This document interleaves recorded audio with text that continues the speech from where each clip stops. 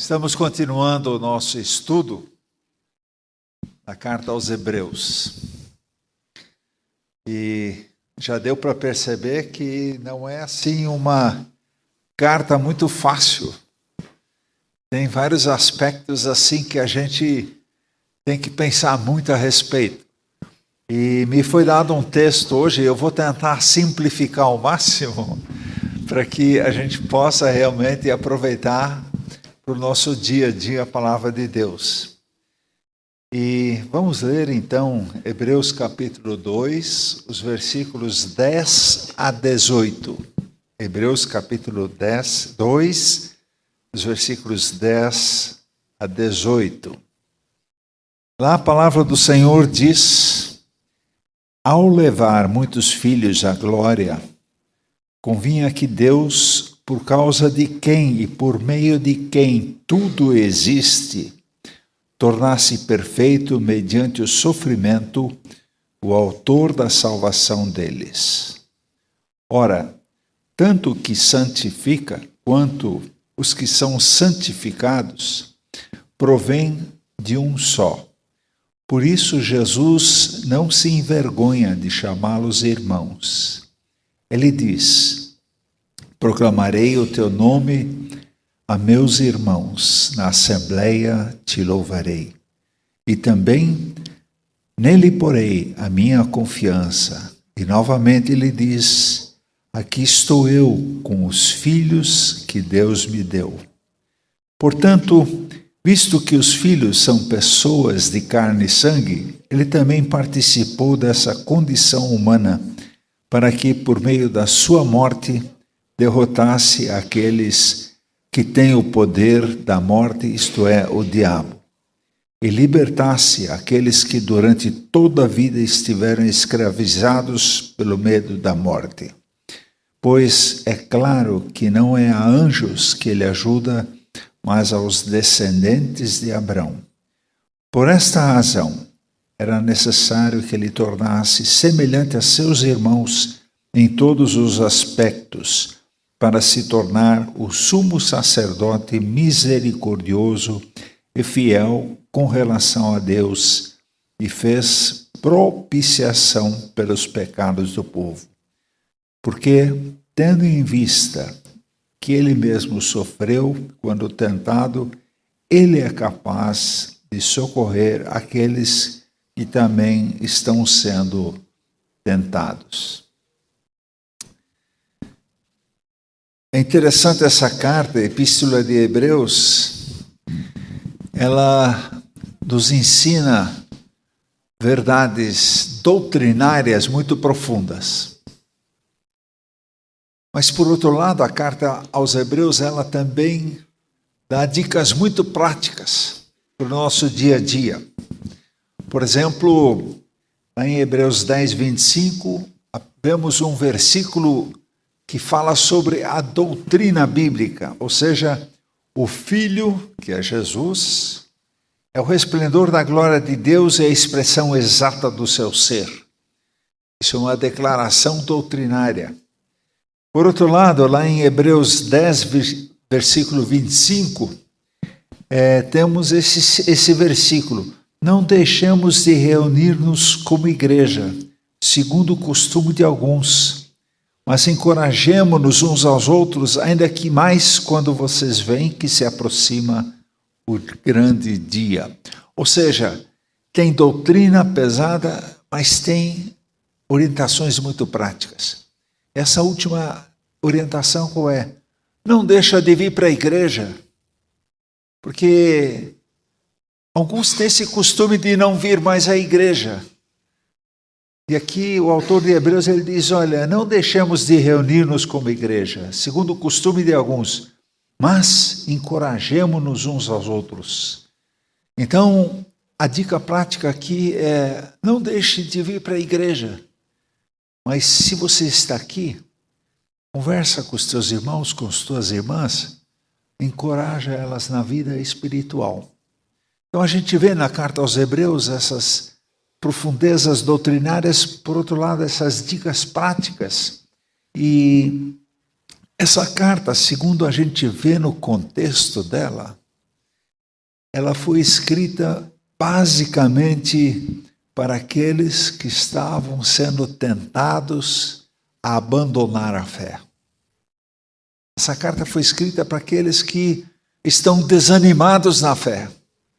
Aqueles que estão pensando assim, será que vale a pena mesmo seguir a Jesus? Será que vale a pena mesmo eu me esforçar tanto para não faltar no culto na igreja? Será que vale a pena mesmo todo esse meu esforço de ler a Bíblia? E Hebreus foi justamente escrito para esses que estavam sendo dominados por essa tentação de abandonar a fé. E naquele tempo, havia 2 motivos porque as pessoas andavam desanimados com a sua fé. Primeiro motivo, vários ficaram chocados pela forma como Jesus morreu. Eles não aceitavam, mas Jesus seria o enviado de Deus, ele morrer desse jeito, ele ser torturado, ele ser pregado numa cruz. E ser pregado numa cruz era o castigo para o pior criminoso. O pior criminoso morria pregado numa cruz. E Jesus, o Salvador, como é que é isso? Por que ele vai morrer? Ele deveria ir para a glória, ele deveria se tornar rei, ele deveria ser uma pessoa tão importante. Os discípulos queriam um cargo no reino de Deus, eles estavam se animando com a chegada do reino de Deus. Agora, de repente, o seu líder maior morre daquele jeito na cruz. Eles estavam desanimados. Não é esse líder que eu quero seguir, esse que morre numa cruz, uma morte de vergonha.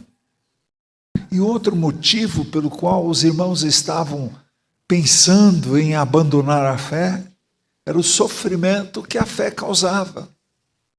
E por que a fé causava sofrimento? Porque eles eram perseguidos por causa da fé. Você é crente? Não, eu não preciso de crente na minha empresa. Eu não quero crente aqui trabalhando comigo. Você é crente? Não, então você não participa aqui da nossa reunião. Você é crente? Então prova para mim que você é bom mesmo. E aquilo lá, e aquilo outro que você fez. E outros diziam que crentes faziam barbaridades. Nero, por exemplo, disse que os crentes colocaram fogo em Roma. E aí vem aquela perseguição, o preço da fé. Estavam desanimados. Ser crente é muito difícil, é complicado. O pessoal goza da gente, ri da gente, não aceita a gente. Então, eles estavam desanimados. E para esses que estavam desanimados na fé, o autor de Hebreus escreve justamente essa carta. E é interessante, quando a gente desanima na fé, é bom a gente lembrar quem é a razão da nossa fé. E a razão da nossa fé é Jesus. Então, o que o autor faz? Ele começa a falar de Jesus para aqueles que estão desanimados. Ele começa a falar das grandes coisas de Jesus. Quem foi Jesus de verdade? O que ele fez? E então a gente percebe que a carta aos Hebreus, na realidade, é um grande incentivo para aqueles que estão na iminência de abandonar a fé. Se você está em dificuldades espirituais, olhe para o autor da sua fé, que é Jesus. E vamos lembrar quem é Jesus, aquele no qual você crê. Vamos lembrar a grandeza de Jesus, as maravilhas que Jesus fez. E, gente, a tortura, o sofrimento de Jesus não parou aí. Nós temos que conectar o sofrimento de Jesus ao acontecimento que aconteceu em seguida, que foi a maior vitória de todas, que foi a ressurreição. Jesus ressuscitou. E esse é o motivo básico da nossa fé. Se não houvesse ressurreição, aí sim, a gente estaria animado com esse líder que falava tantas coisas e morre. Não, mas Jesus ressuscitou. Então o autor na carta aos Hebreus, ele então explica coisas práticas, mas também verdades profundas, verdades teológicas para nos animar. Para que no momento do desânimo da nossa fé, a gente olhe para Jesus. Só para Jesus. O autor e consumador da nossa fé. Isso restaura novamente a nossa fé. E o autor de Hebreus termina lá em Hebreus 13, 22, dizendo: irmãos, peço que vocês suportem a minha palavra de exortação. Aguenta o tranco aí, aguenta. Por quê? Porque ele diz assim, na verdade, o que eu lhes escrevi é pouco. Quer dizer, ele escreveu toda a carta de Hebreus e ainda diz que é pouco, tanto que ele teria para falar sobre Jesus. Então, pastor Sheide e pastor Lucas, tem muita pregação aí sobre Lucas, né? Mas vamos para o texto. Na realidade, os versículos 10 a 18 de Hebreus 2 são um desdobramento, são uma explicação do versículo 9, que o pastor Lucas, domingo passado, foi Lucas, né? Que pregou domingo passado, nos trouxe aqui o versículo 9 que o irmão pregou.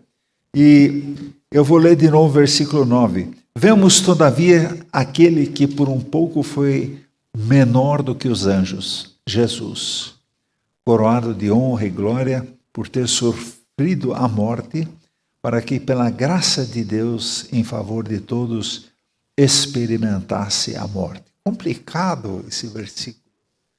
Quer dizer que Jesus, ele foi feito menor do que os anjos. Vamos pensar. Jesus, o grande rei. Jesus vivendo na glória com Deus. Jesus, o Todo-Poderoso. Em obediência ao Pai, se esvazia. Se esvazia. E tornando-se quem? Tornando-se gente. Sangue, carne, que nem você e eu. Ele, que estava junto ao Pai, se torna inferior aos anjos. Numa atitude de profunda humilhação, para vir ao nosso encontro. Jesus se tornou gente, para viver com a gente. Abriu mão de toda a glória, de todo o poder. Se reduziu a gente, que nem nós. E parece que realmente para a nossa salvação, Deus não tinha outra alternativa do que essa, para que Jesus, como gente, tivesse condições, como diz o texto aqui, de nos levar para a glória. Nos levar para a glória. Então Jesus se tornou gente de carne e sangue. E o texto diz que Jesus, na realidade, se tornou o quê? O nosso irmão. Então Jesus é o nosso irmão maior. Aquele que santifica seus outros irmãos que somos nós. Que humilhação se torna a gente. Por outro lado, que coisa gloriosa, Deus se tornando a gente. E por que ele fez isso? Porque ama profundamente você e a mim. O que Jesus não quer é perder você. Jesus não quer de jeito nenhum perder você. Tanto assim que ele veio até o mundo para que você e eu tivéssemos a chance de novamente termos contato, uma vida com Deus. Isso a Bíblia chama de vida eterna, que começa no dia da sua conversão e não termina nunca mais. Porque Jesus oferece vida eterna a todo aquele que crê no sacrifício que Ele fez na cruz, morrendo por nós, para salvar-nos do pecado. Então, as pessoas estavam os leitores de Hebreus estavam, na realidade, chocados com a morte de Jesus. Mas aqui o autor, ele leva esses irmãos desanimados a novamente ver a maravilhosa, a gloriosa obra de salvação que Jesus faz. Ele se torna gente como a gente. Passa por todas as tentações que nós passamos. Passa por todas as dificuldades que nós passamos. Porém, com uma diferença. Jesus nunca pecou. Ele nunca pecou. Por isso, ele se torna a oferta perfeita. Ele se torna o Cordeiro perfeito. Existe aqui um princípio bíblico. Existe um princípio bíblico aqui. Sem derramamento de sangue, não há remissão de pecado. Para que o seu pecado e o meu pecado sejam lavados, tem que ser derramado sangue. No Antigo Testamento eram sacrificadas ovelhas. E uma vez por ano, o sumo sacerdote também tinha que sacrificar uma ovelha por ele, porque ele também, sendo o sumo sacerdote, ele era pecador. Mas as pessoas traziam ofertas para que seus pecados fossem perdoados, e era oferta de sangue. Então, esse princípio bíblico existe: sem derramamento de sangue não há remissão de pecados. Então, para que seu pecado e o meu pecado pudesse ser pago, sangue tinha que ser derramado. E Jesus, então, se torna o Cordeiro de Deus, o Cordeiro perfeito. Ele é sacrificado na cruz. Ele derrama seu sangue para lavar o seu e o meu pecado. Só que é um sacrifício diferente.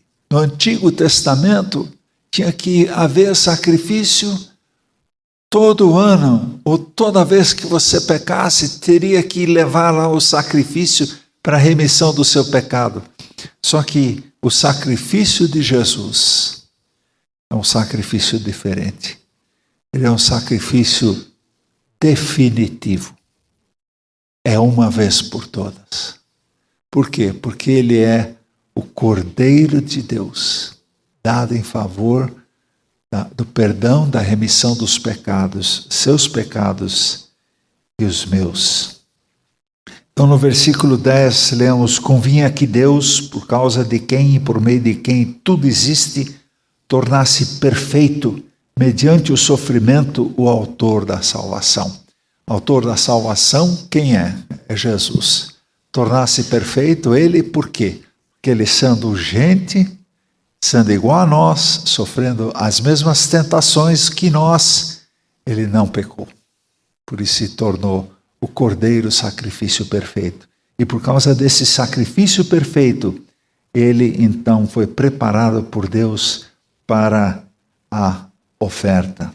Versículo 11 diz: ora, tanto o que santifica quanto os que são santificados provém de um só. Por isso Jesus não se envergonha de chamá-los irmãos. Então, Jesus, nosso irmão maior, ele nos santifica, porque ele perdoa os nossos pecados, pelo sangue vertido na cruz. Por outro lado, nós somos santificados como irmãos de Jesus, através do nosso irmão maior, que é Jesus. E Jesus não se envergonha de nos chamar de irmãos. Jesus não se envergonha de nos chamar de irmãos. Sempre me impressiona quando, numa noite de lua nova, mesmo em São Paulo, a gente sai e olha o céu. Vê essa imensidão. Vê essas milhares e milhares de estrelas. Criação de Deus, aponta para a glória de Deus. E o texto diz que Jesus sustenta tudo isso pela sua palavra. E Jesus, Deus Todo-Poderoso, Ele, por amor a você e a mim, Senhor deste universo, se torna gente, para que você e eu pudéssemos ser salvos. Queridos, isso é amor. Isso é amor. O amor de Deus por nós. E Ele nos santifica. Ele nos torna irmãos. Por quê? Porque Deus é Pai de Jesus. E Deus também é o nosso Pai. Se torna o nosso Pai quando? Quando aceitamos o sacrifício que Deus, através de Jesus, fez por amor a nós. Então, o que eu tenho que fazer para crer? O que eu tenho que fazer para receber essa salvação em Jesus? O que eu tenho que fazer para, então, aceitar essa nova vida que Jesus me oferece? Eu tenho que aceitar que Jesus morreu por mim lá no Calvário para perdoar os meus pecados. No momento que aceito esse sacrifício, eu digo sim. Em primeiro lugar, eu sou pecador, mas eu preciso do perdão, eu preciso ser perdoado. Eu aceito o perdão de Jesus. Então, Jesus perdoa todos os nossos pecados. E aqui, quando falo todos, são todos. Tem algum pecado que Jesus não perdoa, Pastor Lucas? Todos. Todos. Mas quando bate a minha capivara lá, está complicado, é longa. É muito longa, não. Queridos, Deus perdoa todos os pecados. Pode ser que as pessoas não perdoem todos os seus pecados, mas Jesus perdoa todos os seus pecados. Ele diz mais: você vai ganhar uma nova vida. Uma vida nova. Os teus pecados estão perdoados. É recomeçar. E mais, é renascer. Aquele velho Klaus, ele tem que morrer, porque não serve mais para nada. Tem que nascer de novo. Importa-vos nascer de novo. Importa a gente começar a recomeçar de que forma? Com Jesus, nascendo de novo, nascendo espiritualmente, porque Jesus nos transforma em uma nova criatura. As coisas antigas já passaram. Ah, pastor, mas minha vida está tão enrolada. Tudo que eu estou fazendo está errado. Eu estou tomando decisões aí que não servem. Espera aí. Entrega para o Senhor e começa de novo. Começa de novo. Começa de novo de que forma? De acordo com a palavra de Deus. Mas eu não sei. Tudo bem, vamos ver. O que a palavra nos ensina? Porque isso daqui é o manual do fabricante, que vai nos ajudar a consertar o carrão. Viu, Nelsinho? O teu Fusca, se você olhar o manual dele, dá para consertar. Ele vem de Fusca aqui, mas às vezes o Fusca dele fica aqui, certo? Deus quer consertar. Ele nos deixa o manual. Mas uma coisa importante. Não deixa continuar para ver como é que fica. Não, a gente vai levando. Deus dá um jeito. Não. Deus tem pressa. Deus tem paciência em muitas coisas. Mas Deus tem pressa em uma coisa. Que você abandone o pecado. Aí Deus tem pressa. É para já. Não é para amanhã, depois de amanhã. Vamos ver como é que fica. Um certo empresário chegou para mim, eu vou me converter no dia em que eu me aposentar. Porque os meus negócios são tão enrolados que não dá para ser crente agora. Então, quando eu me aposentar, eu vou largar meus negócios, aí eu vou fazer tudo certinho. Aí sim eu vou me tornar crente. Não. Deixa já. Não continua. Não continua. É para já. É para acertar agora. Deus tem pressa. A gente não sabe o dia de amanhã. E se você chegar lá na imigração do céu, com a capivara longa não resolvida, isso é complicado. Deus vai dar forças, eu tenho certeza. Deus vai dar forças para você vencer. E como diz o nosso texto aqui, Jesus foi tentado e ele ajuda aqueles que estão sendo tentados. E a palavra diz mais, mas tem tentação que eu não resisto, eu caio sempre, estou caindo sempre, não resisto. Não, a palavra diz assim, não existe tentação sobre-humana que a gente não tenha condições de resistir. Você tem condições, Deus já te deu condições para você resistir à tentação, para você ser vencedor, para você realmente obter o prêmio, o soberano prêmio que Deus tem para você. Jesus, então, ele se torna gente, passa tudo o que nós passamos e, como é que a gente fala? Passa os perengues, é isso? Acho que é assim que fala, né?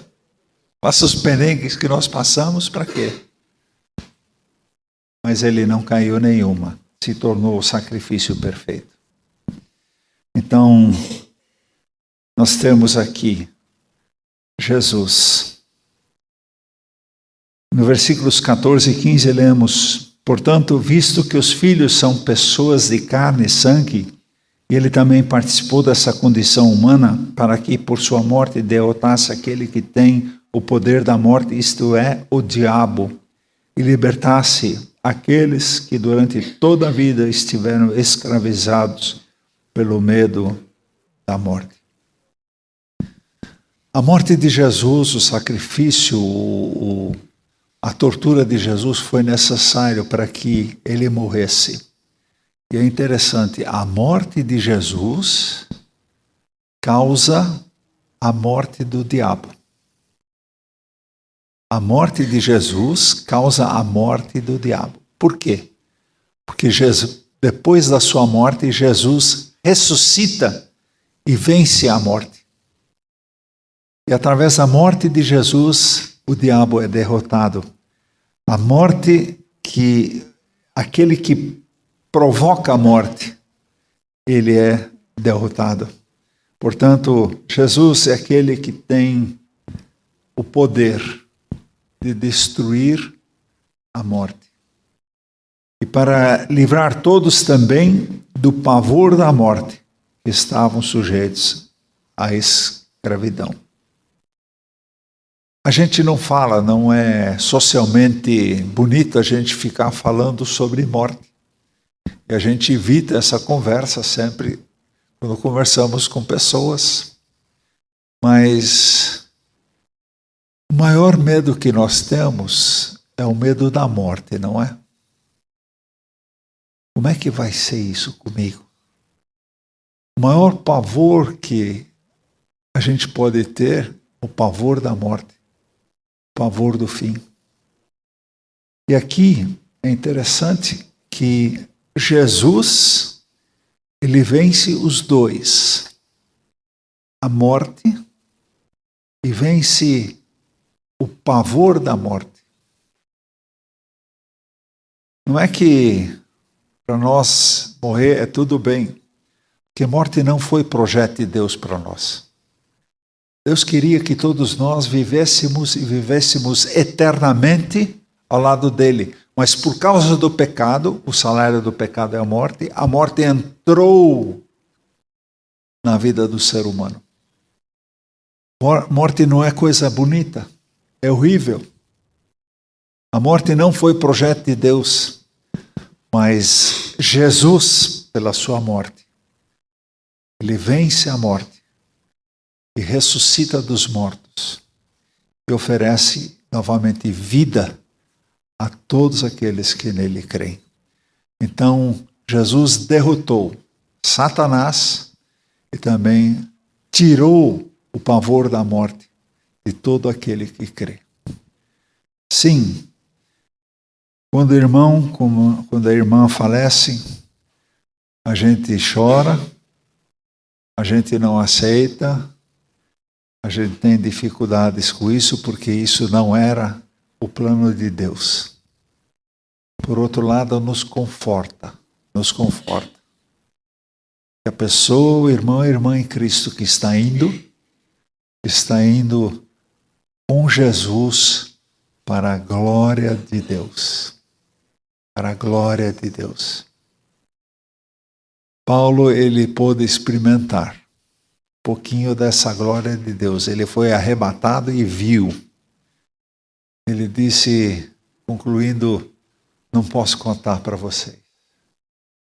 Não posso contar, porque é uma coisa tão maravilhosa, é uma coisa tão grandiosa, é uma coisa tão maravilhosa. Eu não consigo dizer.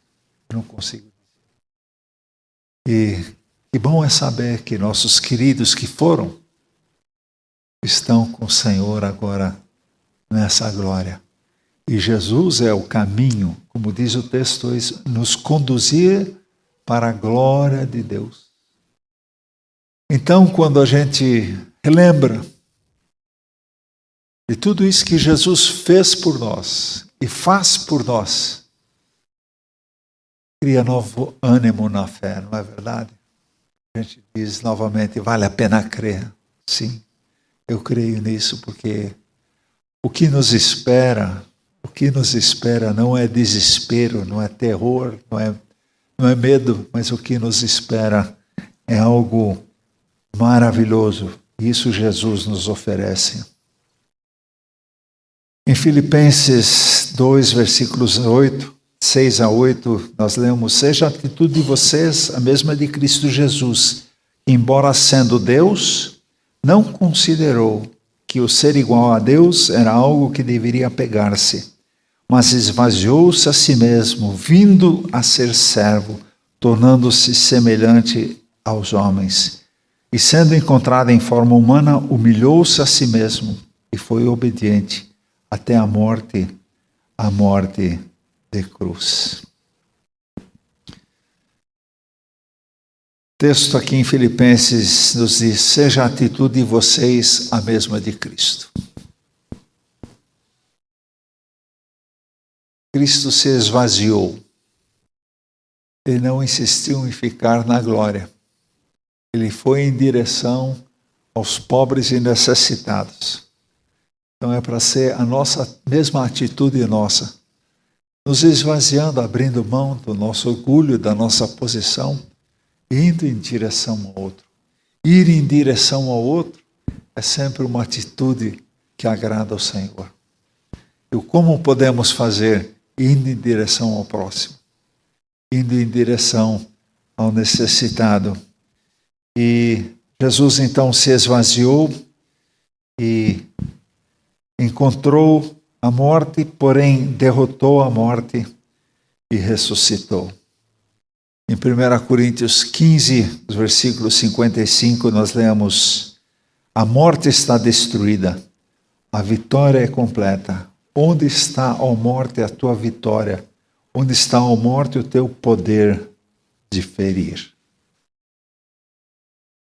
Jesus venceu a morte e com isso o poder, o aguilhão que a Bíblia fala. Aguilhão é o quê? É a ponta de aço de uma lança. E Satanás é aquele que anda com a lança com ponta de aço, ferindo, ferindo, ferindo. Mas por Jesus, ele foi derrotado. Acabou a ponta de aço, não tem mais. Jesus é vitorioso. Então, amados, para terminar, vamos lembrar que Jesus, ele é e se tornou assim o nosso sumo sacerdote. O nosso sumo sacerdote misericordioso. O que significa isso?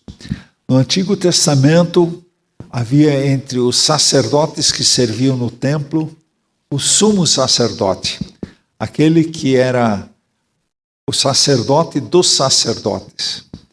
E ao sumo sacerdote cabia entrar uma vez por ano na tenda do Santo dos Santos, e só ele poderia entrar e derramar sangue sobre o altar para o perdão dos pecados dele e para o perdão dos pecados de todo o povo, de todo o povo.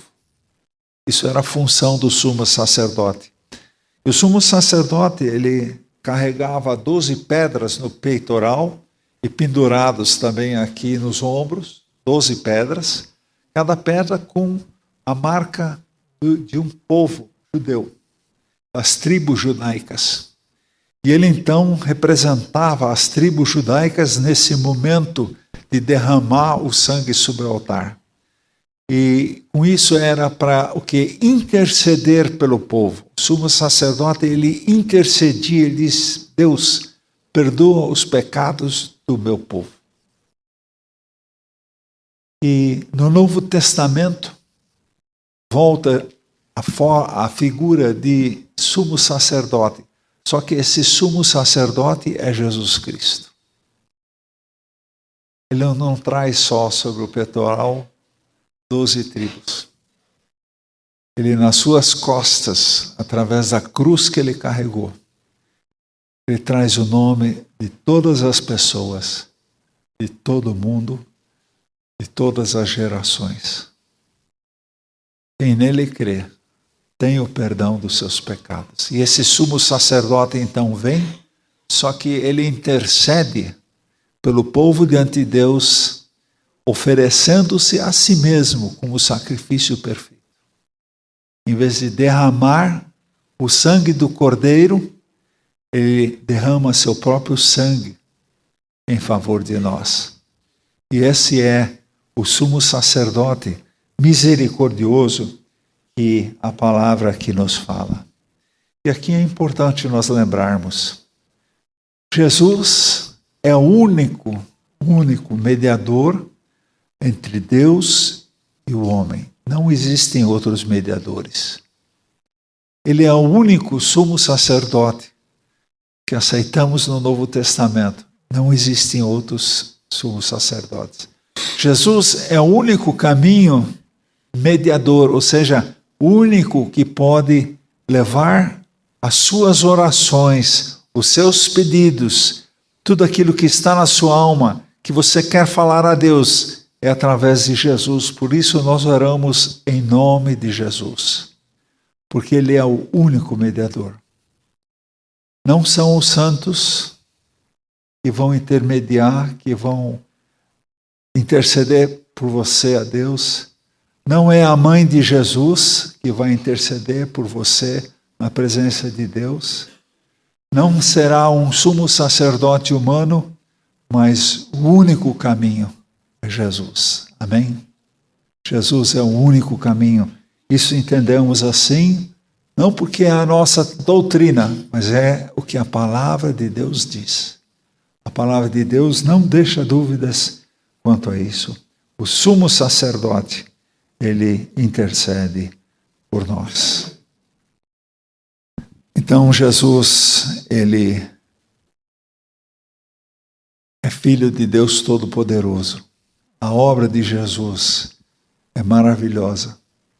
E a obra de Jesus está à disposição de todo aquele que crê, Vamos ficar em pé, vamos orar.